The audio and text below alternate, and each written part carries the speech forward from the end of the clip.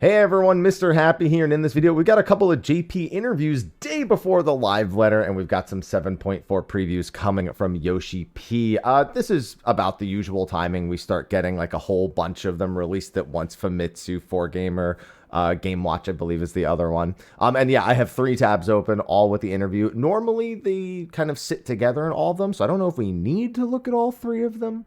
But we're going to quickly glance through the second and third one after we read through the first one. But I've seen a few snippets, and while I was definitely getting ready to play Octopath Zero, I have to see these. I have to see what's on the table when it comes to these new interviews. Got to get that video out, you know? So this is all like Google translated, English translated. So expect it to be a little bit broken, maybe not to get the points across entirely. Take things with slight grains of salt because just the JP to English machine translation is not always the greatest. Square Enix will release a major update for Final Fantasy XIV Dawn Trail for all these platforms. Following the example of previous expansion, 7.4 should be the update that kicks off the story in the next patch. Screenshots of the already announced main story show new characters and unfamiliar areas, foreshadowing a new adventure. All right, so this is just the article write-up kind of getting us, you know, if you don't know what's going on in 7.4, what's going to be a part of this interview, that's what that is. The first actual question: what is the intention behind the professional wrestling style art? To be hype, obviously.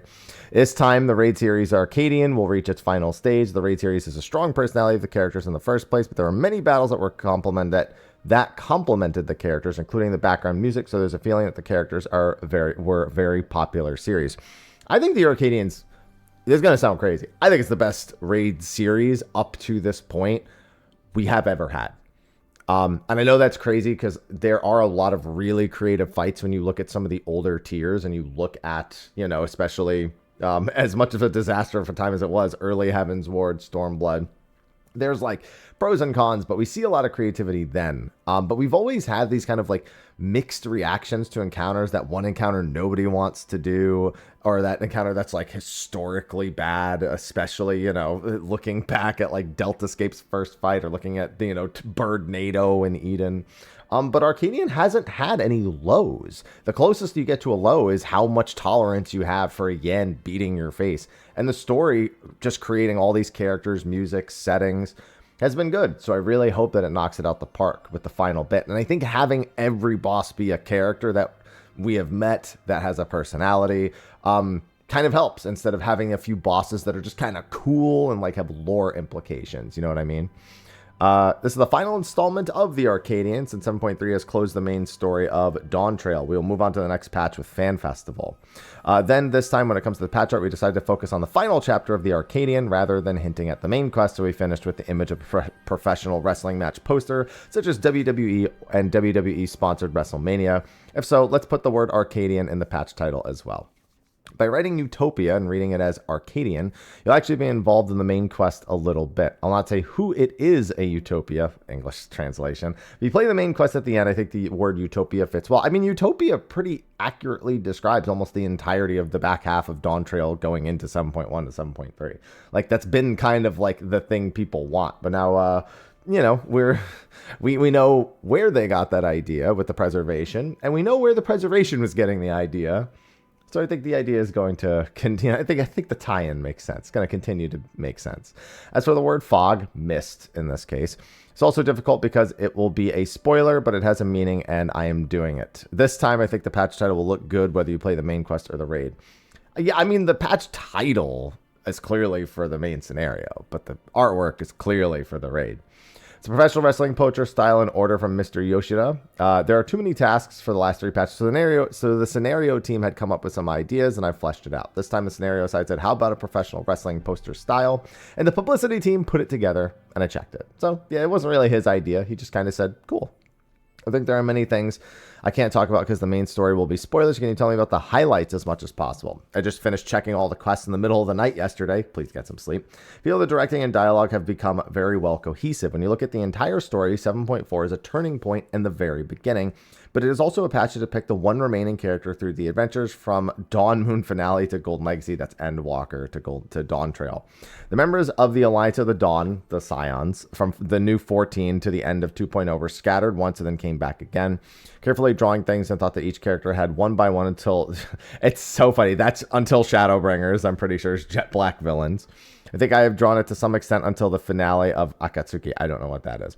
I think there are still some characters who are not used enough. While focusing on that, we'll start to accelerate rapidly towards the next big swell, obviously the next big, story bit, especially from the last point, so I hope you can look forward to both sides.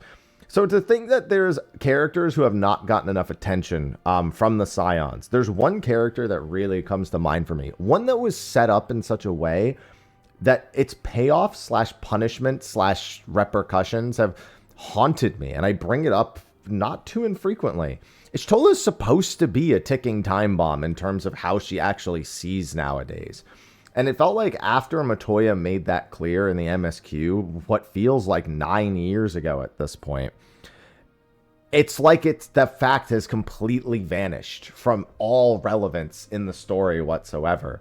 So of all the characters who just kind of are there and are part of the story but haven't really been developed, I mean, you had Thancred and Urianger really getting a lot of expansion through Shadowbringers, through the Eden Raid series as well. And they kind of always felt like they were like growing in some way. Amongst even the scenes in Dawntrail that I think worked better, them bonding with Koana in a lot of ways is more of a highlight than the way your team attempts to bond with Wuklomat. There's almost like a fatherly-esque figure. I mean, they're the twin dads. I mean, they're not twins, but they're like the dual dads. And so they more regularly seem to be either pulling inspiration from other characters or providing it to other characters. Whereas a lot of the other, like the twins have had their big important moments, and, Graha was center to the story in Shadowbringers and is our biggest fan now. But Y'shtola's just kind of been there looking for ways to dimensionally hop since Shadowbringers and has not really been a character.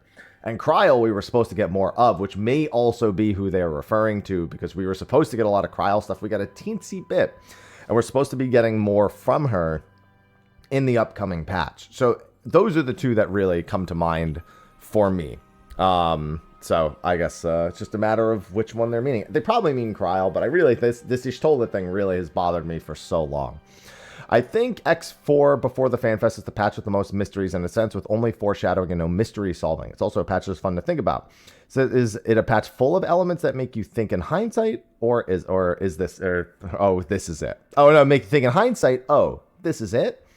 I guess saying, like, does this patch feel underwhelming because it's starting something new without really presenting you the new thing? So it's just a bunch of question marks and not really anything that's, like, leading into something else. The more you go near the end of 7.4, the more likely you will think so. I thought it was a peaceful and good story. It's like that. So it sounds like it feels very concise, but in the grand scheme, it will make sense when we get 7.5 itself. In the screenshot, you announced the airship was floating in a place that looked like living memory. But is that the next patch will be set in the 9th world? Asking straight up, is the next MSQ being set in the 9th? I think everyone has some expectations. The 9th world is mixed with the primordial world in a way that is partially cut off. Or that the living memory exists on the 9th side beyond the Golden Land, the gate. What is going on and around it? I hope you can look forward to the release while imagining it. Rather than a continuation of Dawntrail, I hope you can think of it as a bridge to the next stage. I think the Subjugation Extermination Battle, Gracia Laboris Extermination Battle, will be an enemy to fight. That's hell on rails. it's to be very clear, that's Doom Train. This enemy be an enemy you happen to encounter during your adventures, will be an enemy that holds significance in the story ahead. For the Warriors of Light and the Scions of the 7th Dawn, Akatsuki, they may not be enemies that drag on them forever, but they are like enemies for those who live in a place where the Warriors of Light are headed. This time it is a train type, so the production is quite elaborate. At first, it may not be that far, but after calming down, I'd be happy if you could take a closer look at the surroundings. Well, I mean, we'll get hopefully a better look in the trailer coming up tomorrow. The production of the summoned beasts in the original story as followed. Will the player be run over? So it's saying in Final Fantasy VIII, the animation has you being run over by the train. Of course, that's the 14 team, so it's a full homage. In terms of games, everyone inevitably focus on what is in front of them, but take a closer look at the surroundings to think various productions. I'm just saying that, yeah, that's the obvious thing, but like look around. There'll be some cool stuff around you too. The impact of your face is amazing. I love the translations from this. Can't help but feel attracted to it. It's said that you should watch various things in the 89th producer live letter. That was the previous one. But does this word mean to be a reminder of the gimmick? Yeah, so basically saying that, talking about in the last live letter, they mentioned that Doom Train's face is a little creepy, but it's important. So you're definitely going to want to be paying attention to it. When it comes to what kind of attack they will launch, it may be difficult if you only look at the cast bar or the signs on the ground. So if you look at the main body of Doomtrain, you can pay attention to that to get more information. Yeah, so his face will be a tell, is basically what he's saying. I'd like to ask you about the heavyweight Arcadian tier. First of all, please tell me that if there is a change in difficulty due to the schedule, basically saying because of the delay. They said there would be minimal changes in the last live letter. They said because they understand not everyone's a week 1 raider, basically. They understand that people will challenge this later, and it doesn't matter if you're planning on clearing it week 1 or not. It needs to be clearable on average. They can't just be like, well, the whole tier is harder because you started with more gear, because then it's inevitably just a harder tier as a whole. Because not everyone plays at the same schedule, not everyone's the same skill level, and gear is usually to help offset skill, at least to some capacity. In terms of balance adjustments or gimmick design, is made with the idea of a raid that corresponds to the final version of the 3rd installment as usual, saying it's about the same difficulty of the usual, 3rd raid series. The previous raid series, the 2nd round was more challenging than the 1st, and the 3rd was made more difficult based on that. Okay, so I think that's the idea. I don't think they've ever soundly executed that. Like, looking back, Final Coil's easier than Second Coil. Creator's easier than Midas, way easier. I would say AlphaScape and SigmaScape are roughly the same. I think AlphaScape is actually harder than SigmaScape, so I'll give them credit there. But Eden, for sure, the 2nd tier is harder than the 3rd tier. And then Pandemonium, yeah, 3rd tier is harder than, 2nd tier is harder than the 3rd. They've literally only pulled it off once. So I don't know what they mean, like, that's the usual thing. They've never once gotten that right. They've only ever once gotten that right. 2nd round was more challenging. The 3rd was made to be more difficult based on that. Patch 7.x, from the perspective of creating interesting battle content with more free ideas, we try not to be too conscious of this gradual increase in difficulty. The release schedule is a little different from before, but I haven't been conscious of making it particularly difficult or easy. Basically just saying we're just making the same tier that we would normally make, and saying the gear is not really much of a factor. They're also saying that in terms of fight design, they're not even thinking of making it harder. They just need to make sure it's fun and different in some capacity.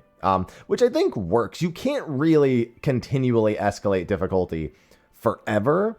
It just doesn't work, because next expansion you'll have to reset the difficulty again for the start of the new expansion. And so it's probably for the better to not think, well, this needs to be harder than the previous one. That previous one needs to... I understand the 2nd tier being harder than the 1st, because the reasoning for the 1st tier being balanced the way it is because people have gotten job changes, which, to be fair, the last 2 expansion hasn't been a lot to adjust to.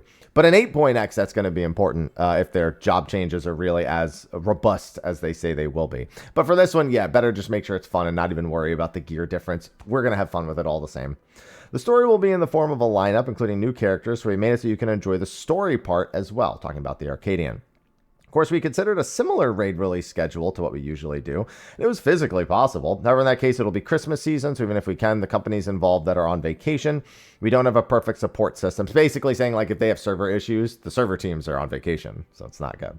The data centers that host the game, more specifically. When we released, Chaotic last Christmas, players around the world were really angry. Bitter smile. In order to make sure that people cherish the time they spend with their families, we decided to release it at the beginning of the year with a complete support system. However, there will no longer be a gap between the release of 7.4 and the release of Savage. Formula 0 means Savage. So the level of items you can increase between the release of the patch release and Savage will be different than usual. For those of you who are aiming to clear the first week, we have adjusted the numbers so they can be as chewy as usual. Therefore, it'll be okay if you think this is the same crunch as usual, rather than it can be cleared more easily. It is not there as a longer interval than usual, so it's okay to collect equipment. So please be careful. So basically saying, like, yeah, like it's saying, reiterating the exact same thing they said in the official live letter, in the official digest. They made minor adjustments. So you probably won't just blast through it with, like, 90 seconds ahead of Enrage, unless, of course, it's M4 again. But yeah, saying that you'll probably still be like, getting down to the wire when it comes to any actual clear. Is there a possibility that the implementation time will be longer in the future due to this feedback? Saying, will Savage be even more delayed in the future? Well, if you look at it for a high difficulty raid, that depends on your expectations. The number of people who challenge the Savage continues to increase, so it's expected there will be uniform feedback. That's a non-answer, basically just saying, like, we're always reading feedback. That's all. Will you return to a schedule of 1 week after the patch is implemented in the future? Just saying, it's just a one-off. I don't think the expression return is appropriate. As I explained earlier, the release has been adjusted to take into account the timing of the year-end and New Year holidays and Christmas. So unless there is such a reason, we will continue releasing at the time we think is best. If you ask me that the combination of normal and savage 8-player raids and the current release schedule will never change in the future, I can't say yes or no. Just a non-answer. Like, they're not going to say, yeah, we'll always do that exact thing. It's also different because at the start of the expansion, it's a 2-week delay for normal and then another 2-week for savage. Then it's a 1-week delay for savage after that, which is really only something they started doing in Endwalker. And amongst the 3 opportunities they've had this expansion to do it, they'll have only done the 1-week delay one time because of the Christmas adjustment. So I think it's really just I'm not going to say outright yes, it will be this way, because we may make a decision like this again in the future. We're discussing how to evolve 14 from scratch to suit the player's play environment and life cycle. So we will do so if the release schedule is the best, and if we find a better way, we'll change it. Yeah, just saying we're never going to be we're only going to do it one way. It's like that way makes sense, but we may need to do it differently at some point. It's a basic answer. The 2 fighters have already been announced this time, but please tell us about your recommended fighters as much as you can. What is my recommended fighter? It hasn't been announced yet. Basically asking which of the... So when we went into the second tier, very specifically called out Sugar Riot as something he was very excited to see people. He's like, they'll either love her or hate her. So basically asking for that again. His recommendation, or rather, it's a little special. Speaking of professional wrestling, there are also tag team matches. Like, the bumps have changed quite a bit, including the way battle content is made. So, we have been suggesting that there's 2 characters on the patch artwork that are standing next to each other, muscular, like one of them with like a beach shirt and the other one completely with their shirt off. And that means there's 4 fighters, technically, that we haven't fought on that list. We have the red-haired woman, and we have the Elizin, who looks like the heavyweight champion. I mean, he's literally the head of the title match. But those 2, it's like, well, then where are they? Most likely a tag team match. Is it going to be a tag team match with Black Cat? Are they going to be tag teaming and it's just going to be the 8 of us, which is most likely the scenario? Sure, but it's like one of the only things we haven't done. Like, we haven't done a tables, ladders, and chairs, sure, but we did do a cage match, so, that's good enough. And so, yeah, that's what a lot of people have been expecting. This seems to basically confirm that we're getting a tag team match of some kind as one of the fights. The story is the finale, so I made it carefully. I would like you to look forward to seeing what the ending will be and who is behind it. Matem, come on now. In Merchant Story, you can enjoy the lore of the Corvos region. Oh, wait. I'm wondering how much of this is a translation. So Merchant Story is the variant dungeon, which says Valiant here. But we're learning about Corvos in there? In the first place, the variant dungeon that we have played so far, especially the hardware, has not been so well received because of the resurrection limit being implemented. Well, I mean, that's only for Savage, but still. The parameters have simply increased and the rewards are... Yeah, basically saying that variant Savage, Criterion Savage was not well received. Yeah, I mean, honestly, like, the fact that they gave us the ultimate style glowy weapons from the third one, that fine, but, like, that wasn't the problem. The problem was regular Criterion was there and was going to be your ticket to getting people to play it. And that didn't have anything. So giving the Savage new rewards, like, yeah, if you're going to do a Savage, doing something like that is fine. But then also you needed to buy the Tombstone weapon. It was a mess. Even if we made content at a cost of balancing, it was a bit half-hearted in terms of whether the players were enjoying it. That was the challenge in making Merchant Story this time. The content planner asked me, can I drastically change the structure and way of the content? And I said, it's not bad at all to change it, but let's get the logic firmly packed. The variant dungeon itself is popular with... a free number of players from 1 to 4. The content manager also thought of many patterns for content that would make people who play casually feel like they are moving forward step by step. The result of that discussion is the advanced variant dungeon. In the advanced variant dungeon, there's no exploration, and the content is to fight and traverse 3 bosses that have been strengthened compared to normal. However, as a rule, it's a new type of content rule that you can fight from any of the 3 bodies, saying you can fight them in any order. And you only have to defeat one to complete the content. After enjoying the scenario in Merchant Story, I hope you can try the advanced mode, clear it little by little, and taste the fun of getting better. Even if you're recruiting a party, for example, let's go only practice boss B. Let's only go to boss C this time. You can devise something like let's challenge the continuous defeat of boss AB. Yeah. So here's the thing. Great idea in theory. To have the bosses be in any order, and then people can PF and aim for specific bosses. That's great. But the elephant in the room is still, why is anyone going to challenge the 3 bosses? Like, I feel like a lot of these systems make sense on paper. and could make sense in execution if you give the players a good enough reason to actually do this climb or to tackle specific bosses. I think it's okay if you give boss B something specific to boss B that only the players may only want from boss B, versus it being like, well, we can just choose to practice that one because I haven't done it yet, or we can practice that one because I haven't done it yet, because you do get a bonus reward for defeating all three. So it's like, I don't know, there's like little things in between that come down to, all of this sounds great, but why will somebody do it? And players really need the why. Nowadays, in your real life, disposable time is very small. Based on this, you'll be able to feel the responsive progress in a shorter time, practice each boss carefully, and finally challenge to defeat them all at once. However, we repeatedly tested our play, and this kind of whether the sense of play is correct is inevitably based on discussions on the desk. How much this way of playing will be welcomed by everyone is something we won't know until you actually play it. Therefore, we decided to change the content structure this time to get feedback after release and provide a better gaming experience. So yeah, they're basically saying what they said with Quantum. They need feedback on it to see if this is something that players actually enjoy. In the comments on the producer live letter, it seemed that many people wanted to play the advanced variant dungeon solo. Please tell us why you chose 2 or more people. The biggest reason is it doesn't simply become interesting content. Of course, the bosses in variant can be defeated solo, but if you try to ensure that you can clear them solo even with advanced, there are too many restrictions on creating gimmicks. Makes sense. They'll not be more interesting than the bosses that appear in the main story of Merchant's Tale. When that happens, it becomes a story about advanced play, what advanced play actually even is. In order to establish an experience different from normal, it's necessary to assume there are at least 2 people, otherwise it will not be interesting. I completely agree. I mean, this is even the challenge between doing 4-player content versus 8-player content. A challenge they seem to have squashed with Quantum, by the way. In that there are fundamentally less mechanics you can use when there's less players. So, or there's less pressure you can even put on the team when there's less players, which for some people is good for like a learning experience. But yeah, if you're going to do an advanced mode, being able to do it solo, it's like, okay, what's really the difference here? Like, you die if you screw up, and that's basically it. That's really no different than Criterion Savage at that point. Just a matter of whether or not you can res. But if you're solo, you can't res anyway. So it's kind of the same thing. It'd be like Variant Savage or whatever. Variant Dungeon is a content that allows you to enjoy the story solo, but beyond that, I would like people to gradually move to challenging content, enjoying the fun of multiplayer. Okay. I think that this time you're going to the world of books, so you have a worldview that has never been seen before. You mentioned the development was difficult even in the live letter. What kind of difficulties did you face? Going to the world of books is very interesting in terms of the construction and presentation of why she was entrusted with the book, why the book is enchanted to be able to be entered, and what kind of ending she will have in the story. After all, it's difficult to create a fancy fantasy world that changed the appearance of the book world. The writer in charge the writer is in charge of another person, but Natsuko Ishikawa, senior story designer of 14, is the leader of the scenario team and is in charge of directing the order. When I talked about it in front of everyone at the graphics resource ordering meeting, just like seeing Ishikawa mentions, by the way, the BG team said, I understand the world in the book, but you want to completely change the appearance. The atmosphere was the hardest.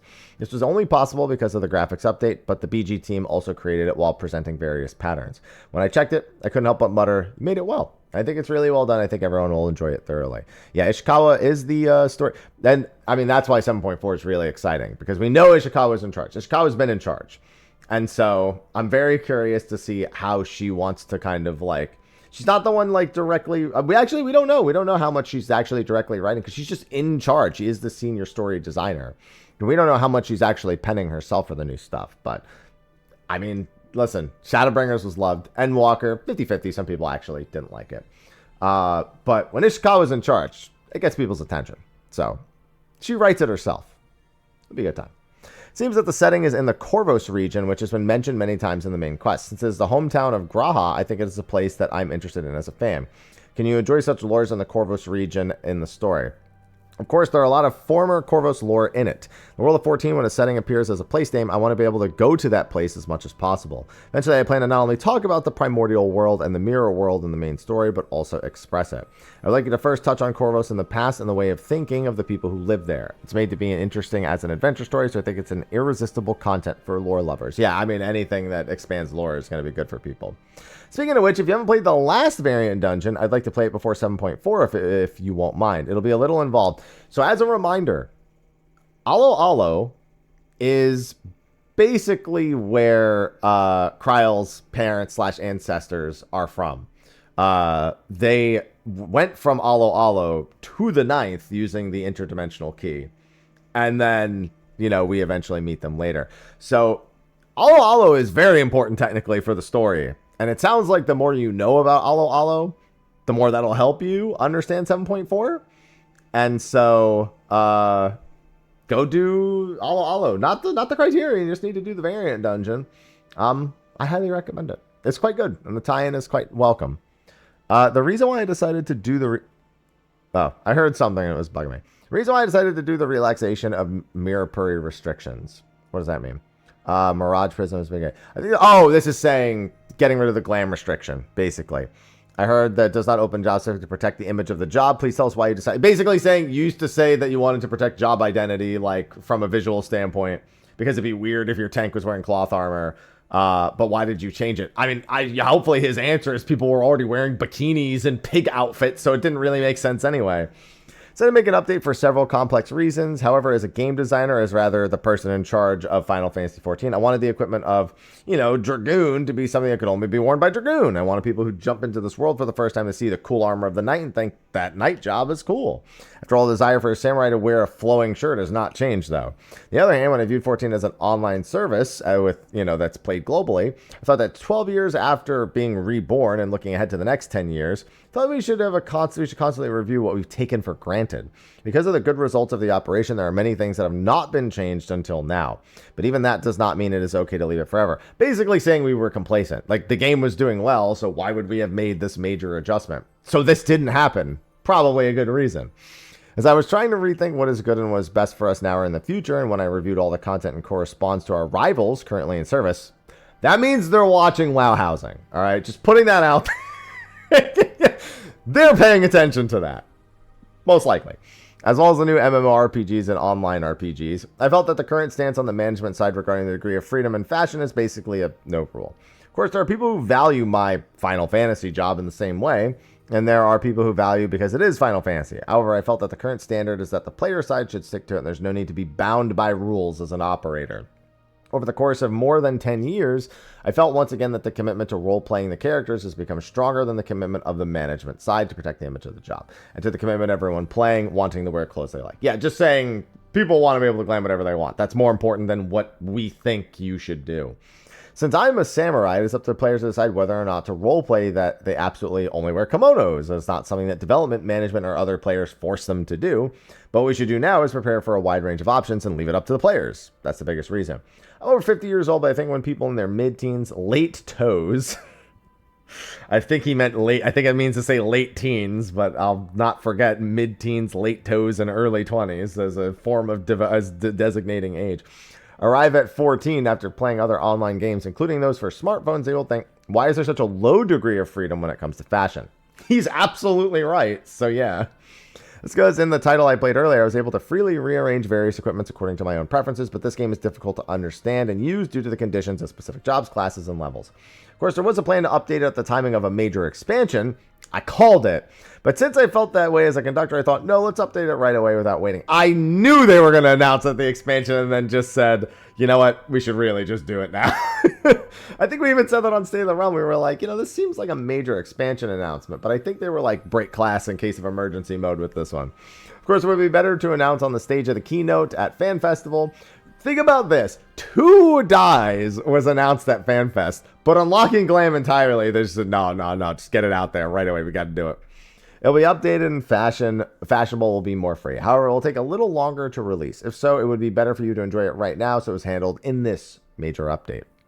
Also, let's be honest, this was probably the big reason why they released it earlier. A mod tool that was created to eliminate the game restrictions for fashion. I've seen the voices of people who say, I was able to enjoy fashion even more. I'm not denying mod culture at all, except that it's against our terms of service. And I've commented, but I'm a positive person, but I think that mods that contain elements that hinder businesses are still against the rules. However, I can understand the feelings of those who find some fun in the valid features of some of these valid features. I think he's saying that there are some mods that genuinely are just there because they're not features in the game and they're less about like cheating or getting around the systems and more like literally why does the game not work this way? As the same gamers, if you can provide that fun as an official, saying if the game officially supports said feature, you will not have to create mods that hinder your business, saying just basically make your game better and the mods that just do things that work around it won't exist. After seeing this historical background in modern culture, I am a gamer myself, so my commitment to the basics remains the same, but rather than imposing it, I'll leave it to everyone's choices. That was why we decided to update it. The local F.A.T.E is probably what we want to do the most. You said that you want to do something about the local F.A.T.E and 14-hour live broadcast at the producer live letter. Local F.A.T.E. I'm guessing they mean like a get-together thing? Local F.A.T.E. I mean, I know what the 14-hour live broadcast is. I don't know what they're referring to with the F.A.T.E thing. I like to do it as a rural resident as is actually possible. I mentioned in the live letter, the 14 team has many staff members who've been involved in development. Promotion since the time when we were able to hold the regional. They must have. I don't think this is FanFest that they're referring to. I think they're referring. I mean, maybe they are. Maybe. I mean, FanFest is effectively a F.A.T.E, so kind of maybe. We also have very. I think that might be what they're referring to. Kind of. We also have very memorable interactions with the players at that time, receiving their opinions and the goodness of being a real small event. Oh, wait a minute. I think he attended something that was... Because he's not talking about Gateway Fateway. I sincerely doubt he's talking about Gateway Fateway. That would be really cool if he was. But I don't think he's talking about Gateway Fateway. I think he's talking about some like local event that they did at some point. But like it was like a really small local event. You can go to various places and encounter the culture of that region. Even though I go there for work, I spend Saturdays and Sundays. Some people go, I'll go to the castle for about 4 hours. I'll go to the aquarium. No, I think he is talking about FanFest at this point. There are people who said it was a very good event for us. That's why everyone wants to somehow revive it and do it even if the frequency decreases. No, I don't know what they're talking about. I don't know which event. Like the 14-hour broadcast, I know what they're talking about. But I don't know what they're talking about with the other thing. I think they just had some sort of local gathering at some point. I think the reason why I'm staying away from the event is that 14 has grown tremendously, and probably the main reason then is that my position has risen. When you become a company officer, you're busy with board meetings and investment decision meetings, and of course our department management, and although that department is established around 14, as the number of titles increase, you have to be involved, including budget confirmation and evaluation.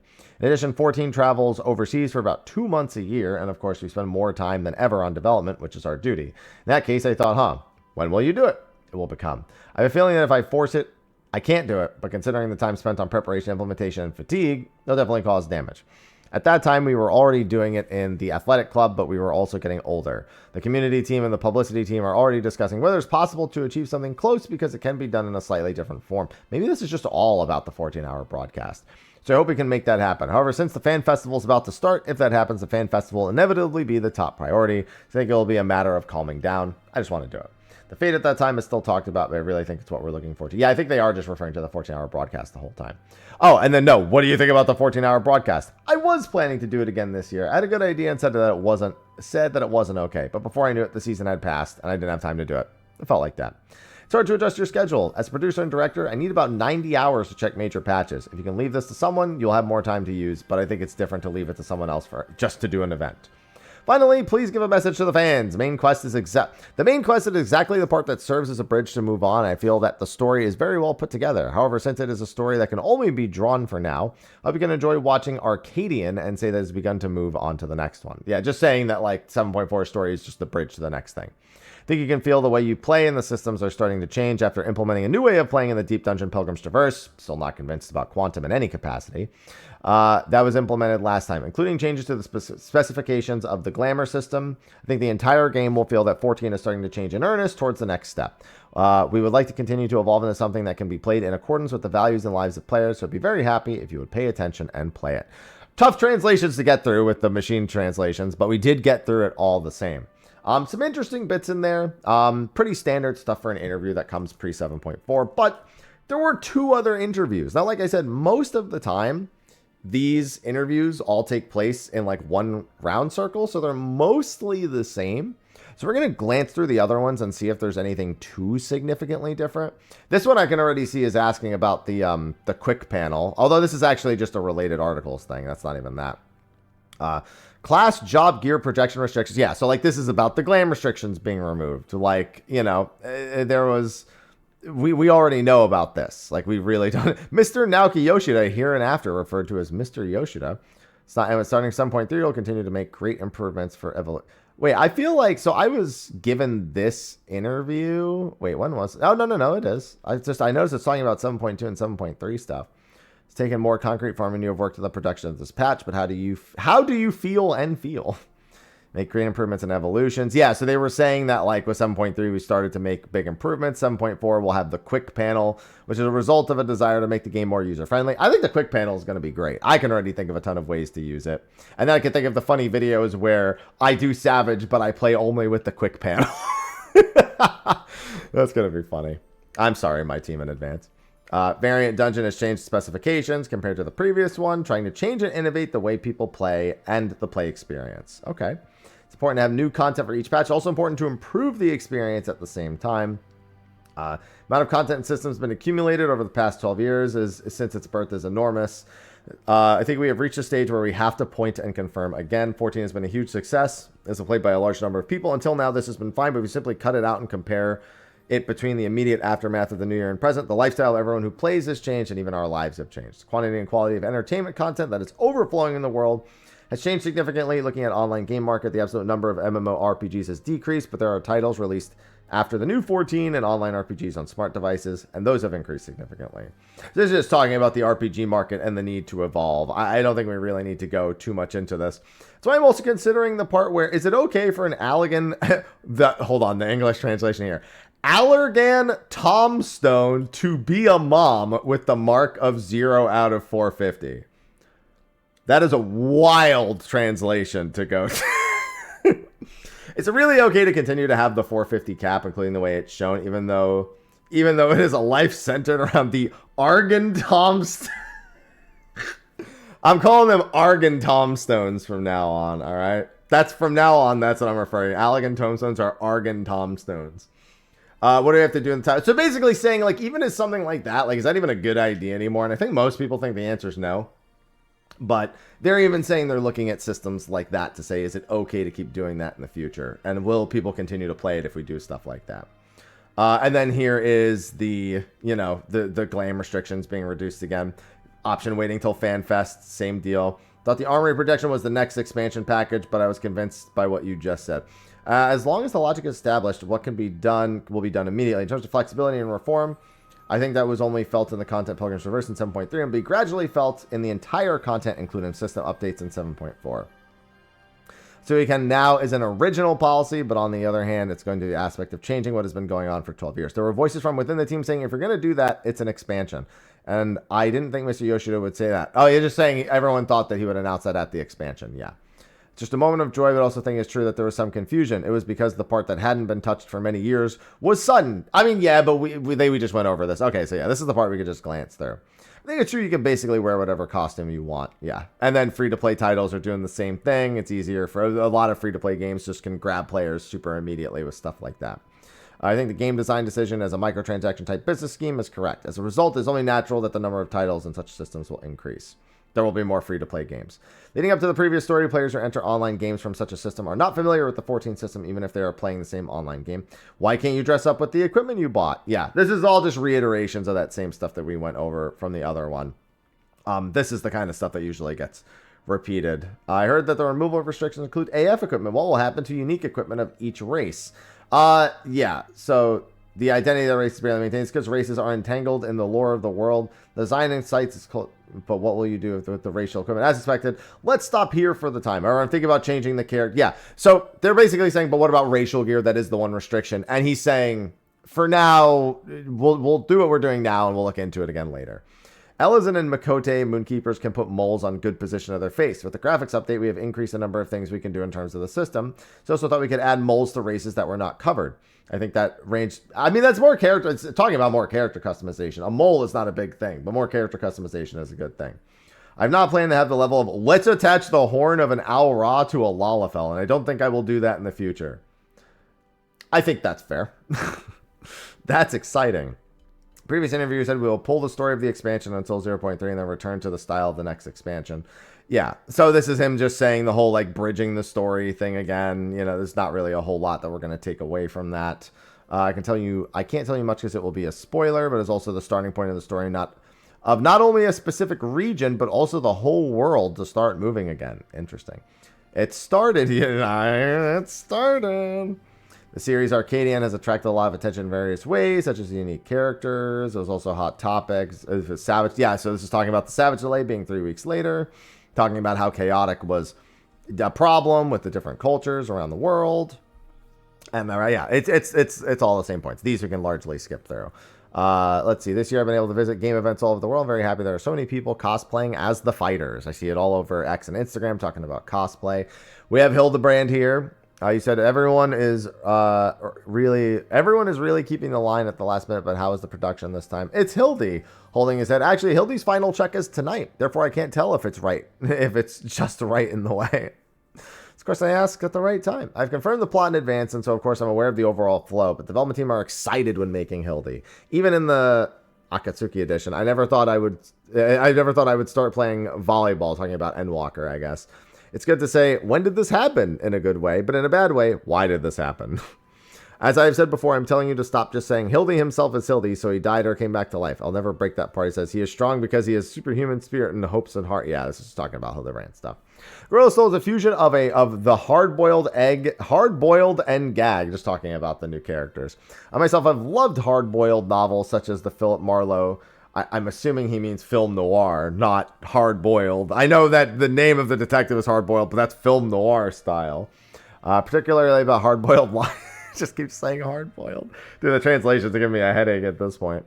Their actions on a character with a hard-boiled hat. I mean, yeah, that's it. That's it. Okay. This time, Hildy has so many scenes where he shoots guns, or Hardy instead of Hildy. That's good. I like that. Hardy instead of Hildy. I like that.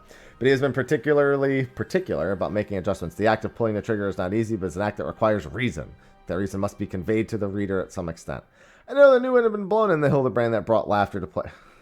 I didn't know that a new wind had been blown into the Hildebrand that brought laughter to players and improved skills to creators. I don't understand what half these questions and answers are even saying now through the translations at this point.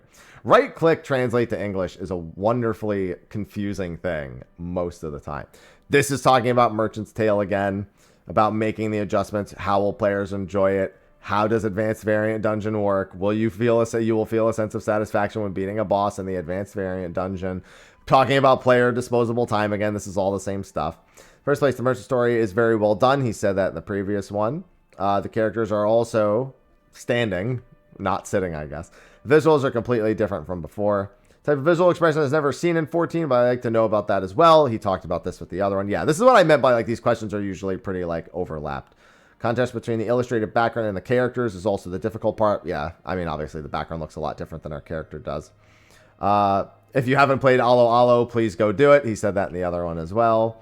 Talking about the Malala tribe that is around Alalfell. A large part of the area involved. So if you play before 7.4, it'll be a bit more interesting. In a sense, the range of things it can do is expanded. Talking about the graphical update, just meaning they can do more things.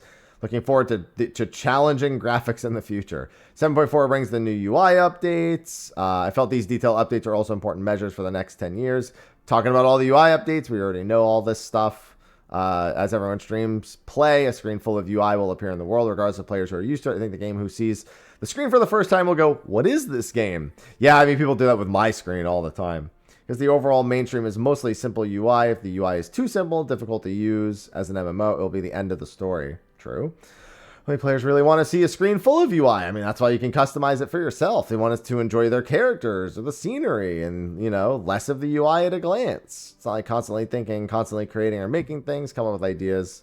Scope of one major update. The quick panel took about 2.5 patches to plan. That's crazy. I mean, in terms of implementation, that's not surprising. But just reading that's nutty. Result of one more major policy in the middle and a large number of specifications. We've been working for a long time on how to make 14 comfortable to play and how to make sure other titles don't keep up with 14. They will always keep up with 14, and 14 will have to keep up with them. No intention of stopping the evolution, but we would like to see you use both the quick panel and the strategy board with free ideas. Yeah, the strategy board in particular, I'm very much looking forward to. And then this is giving a message to the readers. Holy moly. And then this is just a reminder of when fan fests are going to be taking place. Okay, so then we have the third interview, which we can see if there's anything very briefly that's different here either.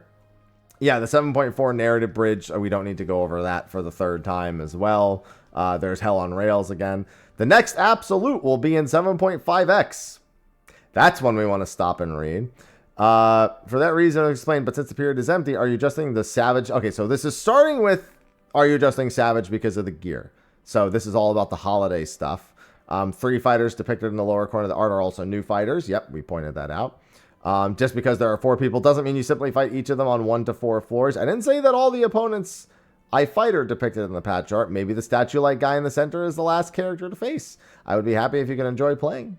By the way, have you already played through it? Normal, including balance, has been fixed, and the 0 Savage type is being adjusted to rave reviews. Even after my check is over, the numerical adjustments of Savage will continue until the last minute. How did you feel the fun of the battles during the normal playtest? The coat color, basically saying the arena is different in all the different areas, all the characters, their personalities, their character standing. It's all very different. I think it was a very good difficulty drop for a normal raid. I think it's easier to clear than the extreme. Of course it is. But when you first see it with 8 people, you may have a hard time. It's just saying normal mode is normal mode. I like to ask about the next absolute raid. That's Ultimate. In the previous interview, we talked about the next Ultimate being planned to be implemented in 7.x. Since the producer live letter did not have a name for the implementation of content 7.4, I expect it to release in 7.5x. But as an image, when is it scheduled to be implemented? The next Ultimate is scheduled to be released in 7.5x. However, I'll not implement Ultimate at the same time. Yeah, I mean, there's always a 2-week delay. Want you to enjoy the main story first. So yeah, there's fine. However, this time is also quite elaborate content. So depending on the implementation and balance adjustment, the release date may be shifted. Still, at a time when it's not too late at 7.5x, I'd like to make sure we release it. Yeah, if you don't, it's so Jover, man. You can't, you tried to do the 0.5x one, and then because of the world circumstances, okay, it didn't happen. We all understood that. We got that. Some people were a little pissy, but we don't care about them. If you try it now and everything's fine and everything's in your control and it doesn't release in 7.5x, it would be a disaster. So definitely make sure you get it right. I'm curious about what kind of enemy you'll fight in the next Ultimate. Please take some time to announce the next theme and what kind of opponent you will fight. All I can say now is it will definitely surprise you. It's quite new and it's being made with the cooperation of various people. That statement's going to get read into a lot. Okay, so let me be very clear about something. Ultimate has thus far followed a mostly strict pattern. The only thing they've ever really skipped in that pattern is Stormblood's MSQ. So they went starting with a Realm Reborn raid series, a Realm Reborn MSQ. Heavensward raid series, Heavensward MSQ. Skip Stormblood raid series, Shadowbringers raid series. So they skipped Stormblood MSQ, which would mean Shadowbringers MSQ would, in theory, be next if that pattern is being held to. Now, 6 is a pretty reliable way to determine a pattern. But they have also stated it's not like they couldn't do an Ultimate for, let's say the Warring Triad. In fact, the Ultimate Weapon Ultimate developer specifically stated they wanted to do one for the Warring Triad at some point. The 4 Lords are obviously on the table. And who's to say they couldn't even take a 24-man or something? The cooperation, or as this may also translate through machine translation, the collaboration of various people is no doubt going to get people's minds moving a little bit more. But it will definitely surprise you. It would only surprise me if it wasn't the Shadowbringers MSQ. So if it is the Shadowbringers MSQ, this statement ends up being very, very strange. Because I fully expect Hades and the Warrior of Light. But I don't expect 24-man. Unfortunately, it's one of those things where your mind can kind of tell you oh yeah, maybe because of that they mean this. But there's just no precedent to ever make the prediction off of. So I'm going to hold my prediction at Shadowbringers MSQ. And I think that the surprise aspect is largely a translation-related thing. The cooperation of various people. I think it's just saying that there's quite a few people working on it. I'm not going to be so bold as to ever assume that with no pretense ever, they would just decide to take a 24-man and make it into an 8-man Ultimate, or any regard, or even going into the trial series. It just doesn't, there's just no precedent until it happens for the first time. It's cope. And after it happens, and when it happens, if it ever happens, that's when you can start kind of going wild with the predictions. It just doesn't make sense. But the problem is translating from Japanese to English makes things sound more dramatic than they are.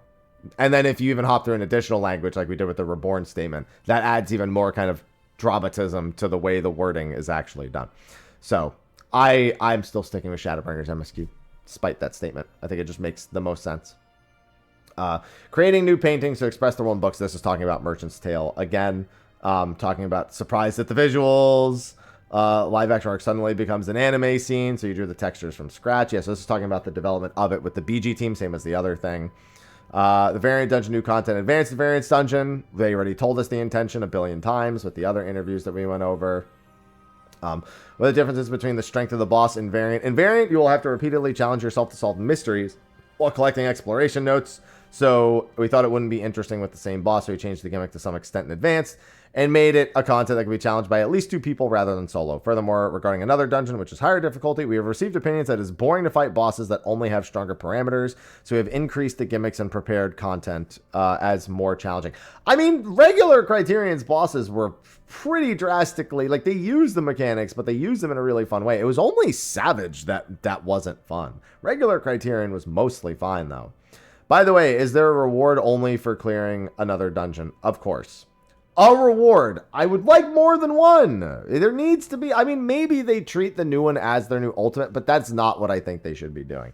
I just need to see the whole reward structure for this entire thing. Until I see it, I'm just going to be skeptical the entire time about what they're doing reward-wise. Quantum didn't instill any sort of major, expectation or positive impression in terms of rewards. In order to improve the service, we reaffirmed everything as common sense. Yeah, and then this is just going over... actually, this first one's about the strategy board, but it looks like it's stuff we already know. You can display the strategy board mid-fight instead of doing something like sticky notes on your monitor or having Discord up on your phone or another tab with like the raid plan open or something like that. Feature allows you to store a total of 10 folders, each of which can store 5 strategies. You can store up to 50 strategies. I feel like we're going to need more than that. I think the idea is that you wouldn't hold on to them past the patch where they're relevant. But when I think about how long raid plans are, I'll have to see it. Because there are some raid plans for some fights that are like 20-something pages long. And they cover different like possibilities of the mechanic. So I'll have to see it because it doesn't really sound like a whole lot. Can I switch between the display diagrams while playing? You can also use your own page feedback operation. Let's switch this diagram because the phase has changed.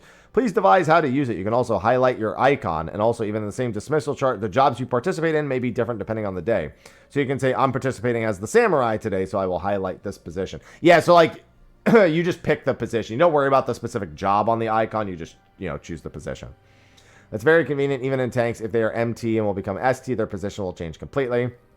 You can choose whether to highlight or flatten the display. In case of Western and Japanese macros, even then the dispersal chart itself is the same. There may be differences in notation. We also try to change the notation in the form of Asian style and Western style. Strategies can be shared and saved on the spot in the game, and strategy code can be written out. So if you publish the code on the internet, you can copy and paste it to read it, to reproduce the strategy board in-game. Well, that's really good. It seems that the dispersal diagram of the mainstream strategy will be spread more and more on SNS, social, so it means social media. In addition, strategy board function can be shared with the party and can be edited in real time. Only one person can always edit, but it's like creating a diagram of let's break up here while sharing the screen. It seems that raise and pull attacks will be much easier. However, I think the macro diagram in traditional text chat is very sharp, and I don't think it can be surpassed in terms of conveying overall tactics. Yeah, macros are great. NA. Anyway. My usual macro shout out, please. Thank you. With the strategy board, you have to prepare diagrams one by one, but with a text macro, you can write multiple texts. It's the first half, and this is the second. Oh my god, dude, he just knows. He just knows how good they are. Based on this, there may not be many people who make their own strategy board functions based on the overall number of players. I hope that everyone will share the created data, and yeah, that's actually how I expected it to be used. I'd like to see an example of how it is used on the actual screen. I'm thinking of showing it in the next live letter. But I also think it's something like, no, you should definitely show it in the next live letter. Give an actual example, please. Regarding the new UI, I was a little surprised by the announcement of the quick panel. We went over the quick panel a bunch of times. Seems you can operate smoothly as a controller. I'm more conscious of being able to operate smoothly with a controller. For example, the second page of the quick panel is displayed with an assigned button, and the action you want to perform is manipulated as habit. In addition, if you set it close automatically after execution, you can use it as a shortcut only at that moment without increasing the UI on the screen. Of course, there's a function that can be used as a shortcut. Yeah, I don't imagine people are going to be using them like... They're meant to be like really like... You use them occasionally, but basically just saying make sure that the quick panel works okay on controller. In a sense, it's an image that you can call another cross hotbar. Yeah, that's something you could do. Yeah, I mean, that's effectively what the quick panel is. It's one giant cross hotbar, but it's more concise. And then here's the claim restrictions being reduced or being removed again. You know, we don't need to go over all this from the business point of view. This is why it happened. It'd be big news if it was announced a fan festival. You know, I was happy to be able to use crafting and gathering equipment on the combat jobs. Me too. I'd be happy to ride the mount in the city. Mounting is a completely separate issue from policy, isn't it? There are lots of objects in the city, and if you run them at the speed of a mount movement, they will be involved in other server requirements, such as collision penetration. Because the speed limit is applied, the number of collisions is allowed, so it's quite difficult. Oh, well, now we know why they don't just turn mounts on in towns. It's because of the way they're literally not programmed to deal with above certain speeds in terms of the item collision. That's very strange. But the mechanism allows you to talk to NPCs while riding on a mountain is one idea. However, if that happens, the acting of the characters in the event scene will become a problem, so it may be difficult to introduce it as it is. I don't think there's a clear right answer to such a line. In recent games, you can automatically move your destination or warp, but while checking the specifications of other games, we're in the process of discussing various things such as whether it is time to release auto movement. Yeah, that's auto quest pathing. Don't get me wrong, I use it in games that have it. It's definitely not a feature I'm wild about. So I'm going to let you figure that one out, Yoshi-P, because I'm definitely not in favor of auto movement. Maybe the functions that you took for granted will be completely renewed. Starting with 7.4, which shows some of these changes, I think a fan festival will finally be held next year and new developments will be announced. Yeah. Tell us about your enthusiasm for 7.4. Well, I mean, we've heard enough about that in all the previous ones, so I don't think we need to go into that. Also, unveil actual machine play. They're saying that's actual gameplay, not AI playing it. And then it's just saying the next live letter is tomorrow, basically. Yeah, so there's a few additional details in that one, and the reconfirmation of the ultimate and the speculation, our speculation subtext for the next however long. But yeah, those are the new interviews. That took a lot longer to cover than I thought it was going to, but when it comes to trying to take machine translation and apply how many times you've actually read through machine translation and what they're actually trying to convey, I acted as like a second translator in that regard. But that's going to be a wrap for my coverage on the latest interviews coming out of Yoshi-P and Final Fantasy XIV. I do have the live letter tomorrow. I'll have a video with the trailer reaction. I'll have a video with the patch note overview. I'll do State of the Realm, which will be released on Saturday. And then next week we will have patch notes, plus I have some of my usual stuff planned. But now I want to go play Octopath, although I guess I have to get this posted to YouTube first. So that is going to be a wrap for this video. Be sure to like and subscribe and stay tuned for all the latest Final Fantasy XIV news. And with that, I will see you in the next one. Until then.